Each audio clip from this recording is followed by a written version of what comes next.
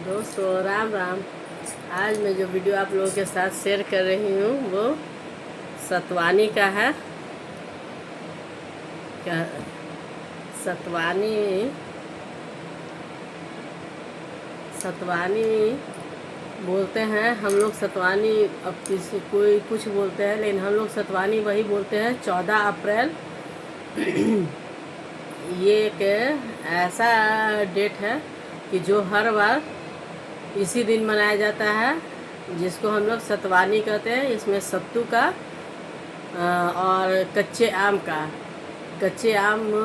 हम लोग पूजा पाठ में भी करते हैं उपयोग। और इस दिन पहला भोजन के रूप में, पहला खाना के रूप में हम लोग सत्तू का उपयोग करते हैं। तो इस बार 2026 में 14 अप्रैल को सतवानी है। इस दिन से मैंने कहने का था कि 14 तारीख से जो शुरू होता है, 14 मार्च से 14 अप्रैल तक का, 13 अप्रैल तक का, 14 से तो फिर सही होता है 13। उस समय से जो खरमास तिथि इस बीच में जो था वो 14 अप्रैल से सतवानी, सतुआ, क्या जो भी नाम हो, हम लोग सतवानी बोलते हैं। तो इस दिन से ख़त्म होता है खरमास का। और सत्तू का भगवान जी पे सत्तू को चढ़ाया जाता है प्रसाद के रूप में। जौ का सत्तू चढ़ाया जाता है और उसके बाद घर में भी लोग सत्तू खाते हैं। इस दिन सत्तू के दान का बहुत नियम है। तो भगवान जी पे हम लोग नहा धोवा के सत्तू और आम चढ़ाते हैं घर के मंदिर में। अब किन्हीं किन्हीं के घर के देवता देवी जो अपने कुल के होते हैं उन पे उन लोगों का जो नियम है, लेकिन ऐसे वहाँ भी चढ़ता है। लेकिन जिनके घर का जो नियम है उसके अनुसार होता है कुल देवता का जो भी पूजा होता है। और अपने भी खाना के रूप में लोग पूजा पाठ करने के बाद सत्तू ही पहला भोजन के रूप में खाते हैं। दान उनमें भी जो रहता है, इस दिन दान का भी बहुत नियम है।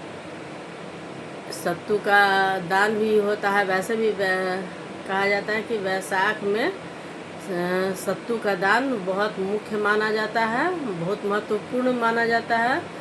इसमें घड़ा का भी दान होता है। जो भी चीज़ हो दान करने का तो बहुत सारा चीज़ है, लेकिन सत्तू का मुख्य, सतवानी में सत्तू ही मुख्य। और आम, कच्चा आम जिसका लोग चटनी बनाए या जिस तरह से भी यूज करें, कच्चे आम का पहला बार सतवानी से ही कच्चे आम का हम लोग खाना में प्रयोग लेते हैं, खाना में उपयोग करते हैं।